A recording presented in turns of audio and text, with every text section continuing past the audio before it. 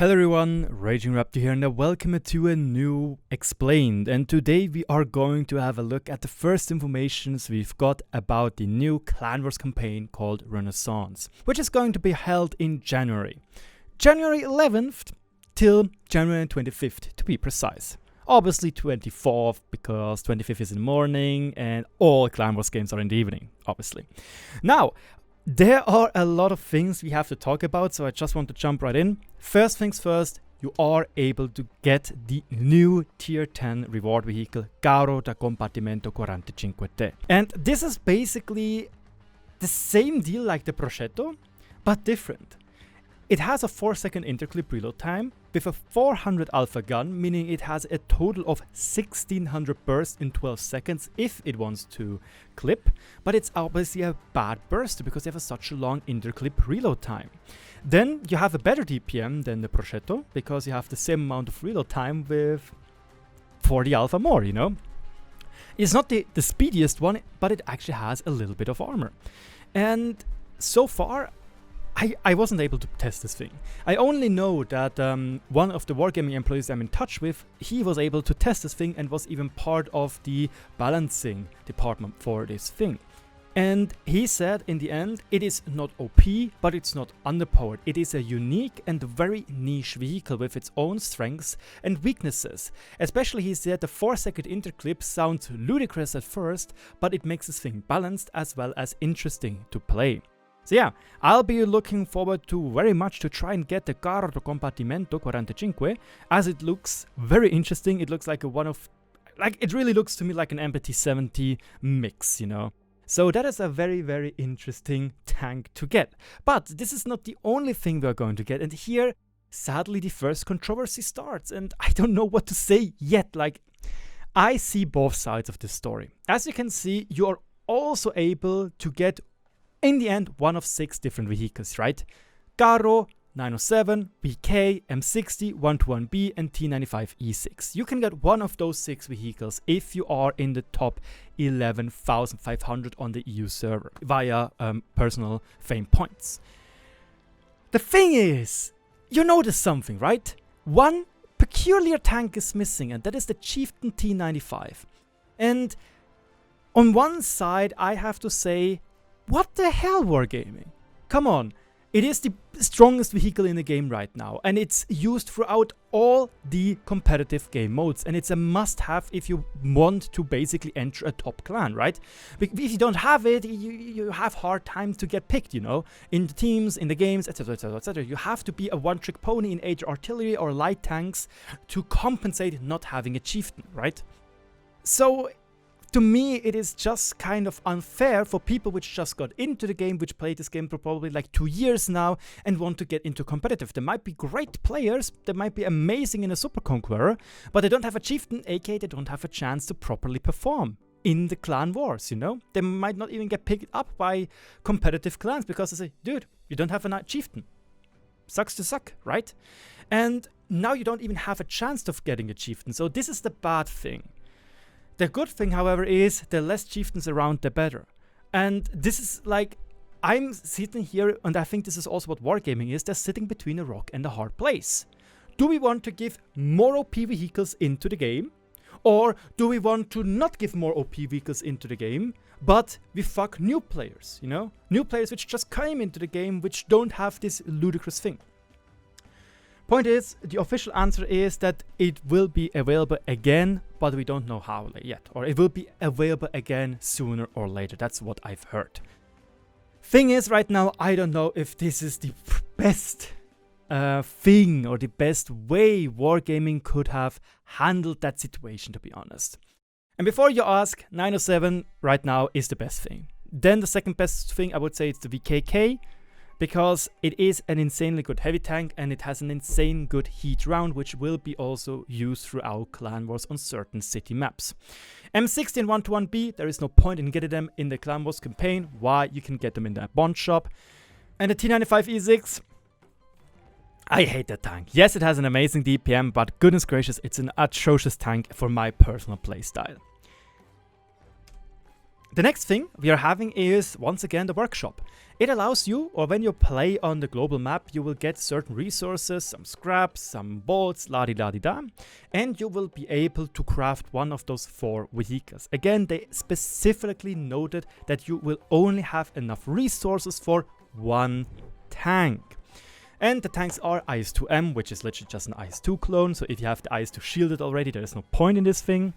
The M56 Scorpion, which we already had quite a lot of the time in tank rewards. The IS-5, which is garbage. And the Chieftain T-95, the true Chieftain. Jokes aside, all those tanks kind of suck. Like, they're not that good. They are novelty vehicles, especially the Chieftain or the IS-5. And I have to say, seriously, take either the Chieftain or the IS-5. There is no point in getting the IS-2M or the M56.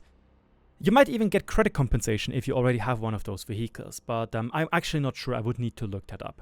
Point is, none of those vehicles are nice. They're novelty vehicles, you know, just to be part of your tank collection. Then, for the top 4,000 players in the Alley of Fame, you will be able to get the Namenlos skin for the VK7201K, which is later very cool. It is in line like the mouse from the looks of it, and it is an interesting vehicle, and it is now the 3rd skin which Wargaming introduced for Clanwars reward vehicles, which you can obtain via Clanwars. The first one was the Object 907, the second one was the Chieftain, and you will also be able to get them this year once again through a different way than being top 4,000. Then the top 10 players of the Clanwars campaign will get the Damascus steel camouflage or 2D style, which looks very nice, but that's about it. Now let's have a brief overview for the people which don't know what Clanwars is about or this event is about. It's tier 10 only, it's 15 versus 15, every tank is allowed. You and your clan need to gather fame points. There will be 3 fronts. It will be the basic, the advanced and the masters front. The basic giving the least amount of personal and clan fame points. Then there will be the advanced front, which gives I think 5 times more. And then we have the master front, where basically 99% of the clans will not play in because it's dominated by clans like Weird, Tilt, if Tilt is still existing, and Fame, obviously. And obviously other clans like Invil, like Strong. No, Strong doesn't exist anymore. CSA, I guess? Maybe Odomortis? I highly doubt it, but maybe. Who knows? Yeah. Then there will be a special laboratory for your clan as well as your personal laboratory where you can research fame boosters, fame point boosters. There will be some calculations which will come later down the road, what you have to take and what will be the most optimal point for when you want to get this and this amount of fame points. And there will be experimental modules. Now, this is another controversial topic. Let's take the Killzone right now. The Killzone is a great guy, he's a great player, and he is a field commander for Fame. He is very vocal about those boosters being absolute garbage. And he echoes the voices of a lot of competitive clans, me and Odomortis included. Those experimental modules, as far as I know, every single clan, or excuse me, every single player gets 5 of each. Not more, not less. 5 of each. So the clan commander, or the field commander rather, has to decide, do I want to use those experimental modules at the beginning of the campaign, during the middle, or at the end? When do I need to use them? Will the enemy use them? I have to gamble. And the problem is, those boosters are significant. They have a significant input into the game. If it is 15% better horsepower, if it is 20% better crew, if it is 10% more hit points, or even 15% more damage. Yeah, 15% more damage. And as far as I know, it actually even worked on HE, meaning that you had 60 piece slinging 600 to 700 HE shots on Himmelsdorf. The basic idea or the basic calling of the competitive clans are they ruin competitiveness, because you might get unlucky and have to play against a clan which are using those while you don't, and it's basically a lost cause. Equally skilled clans, if one is using experimental modules and you don't, 95% of the time you're going to lose. That's literally how it is. And this is what the competitive clans hate. That it's just so, it's literally more gambling in World of Tanks, you know? Is the enemy taking them or not? Because if they take them, again, it's almost certain to be a loss. This is also something which is very, very annoying. So sometimes you make a plan where you are attacking a province on the basic front. It will be nice to get because you have a mission on it, right? You see, oh, it's only pleb clans there, right? So you as a competitive clans are like, oh yeah, I'm just going to get it easy peasy. And then one of those pleb clans is using full booster setup and it fucks you over because, yeah, you basically don't even have a chance against the worst clan because you're using boosters. So, again, the basic saying of the competitive clans are, fuck those boosters, fuck those experimental modules, they are garbage and unhealthy for the game. What is your opinion? Because again, here I'm insanely biased and here I'm insanely subjective. Let me know what you think. And again, I echo my own voice, which is competitiveness. I don't know how the average Joe might see this. And again, I might sound like an elitarist pig right now, so you can tell me that in the comment section. But what do you think about those boosters? Do you enjoy them? Do you think it is nice that a less skilled clan can have a chance against a good skilled clan? Or do you also have the same issues where even a worse skilled clan or an equally skilled clan just uses them and fucks over your strategy? Just let me know in the comment section below, because so far, again, in the bubble I am residing in, I just hear negatives. And I want to educate myself to see what the whole thinks. Yeah, talking about fame points, keep fame points please, pick me, pick me, pick me. You will be able to get one of those 6 tier 10 vehicles, obviously, if you are in the top 11,500 on the EU server. I don't know if it's on NA, I don't know how it is on Asia, I don't know how it is on RU.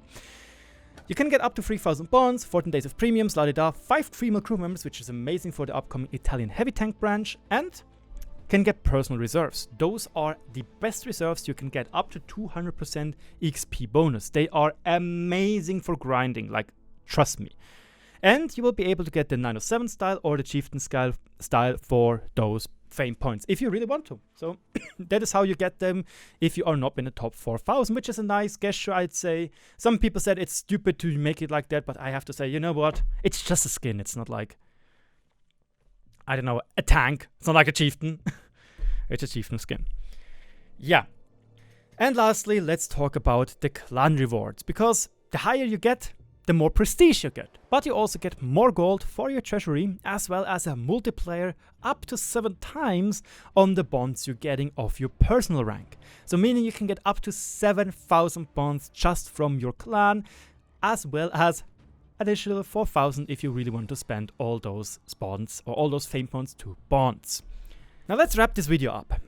I most likely will redo this video, which is, by the way, my second most watched video. The most watched video, as far as I know, is my 10 tips for beginners in World of Tanks, which has around 100,000 views. But yeah, in a year, things changed. EBR got nerfed and the CS got introduced. And the fun stuff is, back in the days, when the CS came out, the CS63, we were like, yeah, it won't have anything really important for Clanwars. But then we started to notice, damn, that thing actually has a very, very good impact when it comes to professional gameplay, you know, to competitive gameplay. And so you sometimes see 6 of the CS63s rushing mines. You see CS63s rushing into positions on Westfield, you know. So yes, CS was definitely a tank which is now part of it. Maybe the 140. I really need to redo this video, but I still am pretty confident that this list we are having right here is still very accurate to what you will need for the upcoming Clanwars campaign. With that, let me know in the comment section below what you think about the video. My name is RagingRaptor. Don't forget to subscribe if you want to always be up to date with everything World of Tanks related. Good luck in the Clanwars campaign. Good luck to me, because on the 11th I have an exam. On the 13th I have an exam. And on the 16th I have an exam. Well, fuck this guy. Cheers and good luck in the Clanwars campaign.